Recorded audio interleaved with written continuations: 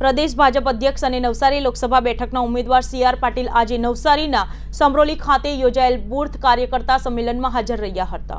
નવસારી જિલ્લા ભાજપ દ્વારા 25 નવસારી લોકસભા બેઠકના બૂથ કાર્યકર્તા સંમેલનનું આયોજન કરવામાં આવ્યું હતું, જેમાં નવસારી લોકસભાના ભાજપના ઉમેદવાર અને પ્રદેશ ભાજપ પ્રમુખ CR પાટીલ ખાસ ઉપસ્થિત રહ્યા હતા। આ પ્રસંગે પ્રદેશ ભાજપ પ્રમુખ CR પાટીલે આગામી 18 તારીખના રોજ ઉમેદવારી પત્ર ભરવા જવા માટે સૌને ઉપસ્થિત રહેવાનું જણાવ્યું હતું। સાથે જ બૂથ કાર્યાલયને જણાવ્યું હતું કે ગત વિધાનસભાની ચૂંટણીમાં ગણદેવી વિધાનસભા બેઠક પર 22, જલાલપોર વિધાનસભા બેઠક પર 34 અને નવસારી વિધાનસભા બેઠક પર 32 બૂથોમાં માઇનસમાં રહ્યા છે, પણ લોકસભાની ચૂંટણીમાં એક પણ બૂથ માઇનસમાં રહેવું જોઈએ નહીં, જે માટેની કામગીરી આજથી શરૂ કરી દેવામાં હાંકલ કરી હતી। विशाल संख्या में उपस्थित सब आगेवान भाई और बहनों, आप सबने वंदन, आप सबने खूब खूब अभिनंदन। आज आ मीटिंग आयोजन भूरा भाई कर्यु तो मैं कहूँ कि नवसारी मारे आवू पड़शे। तमने पूछू छू इलेक्शन सुधी आववानी जरूर है। आरसीए तो रजा आपी दीधी है, પણ ફોર્મ ભરવા તો આવવું પડશે ને। 18મી તારીખે આપણે સવારે નવસારી 10 વાગે ભેગા થઈશું।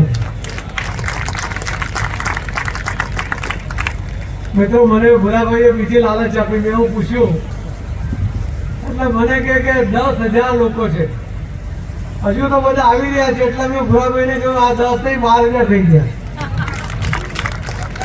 બોલો, હવે 15 ની વાત કરે છે। ठोकम ठोक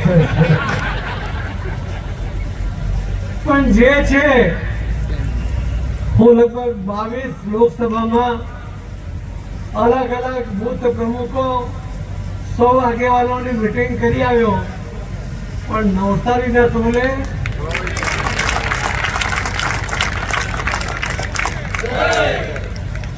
પણ મિત્રો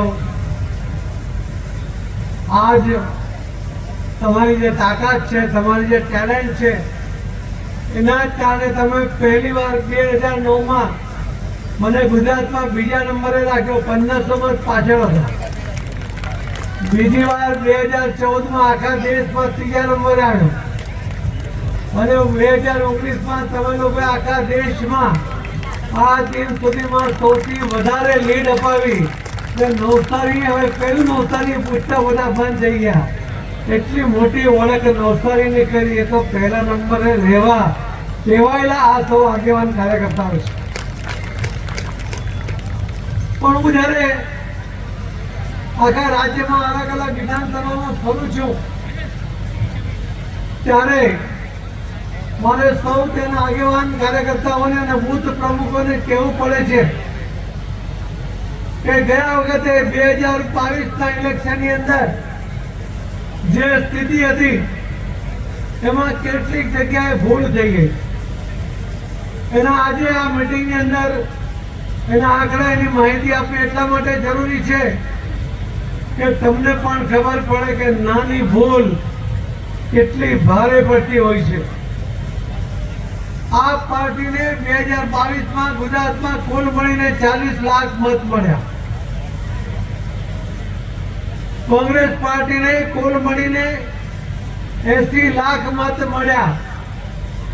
भारतीय जनता पार्टी ने कुल मळीने 1,68,00,000 मत मळ्या। कांग्रेस करता डबल थी वधारे 80 ની જગ્યાએ 88 લાખ વધારે। आप साथे જોઈએ तो 1,48,00,000 मत વધારે, અને છતાં फक्त 3,05,000 मत माटे आपणे 26 सीट हारी गया। હું સૌ આગેવાન કાર્યકર્તાઓને કહું છું કે શીખવું હોય તો તમારે નવસારી લોકસભાના કાર્યકર્તાઓ એમની પાસેથી શીખવું।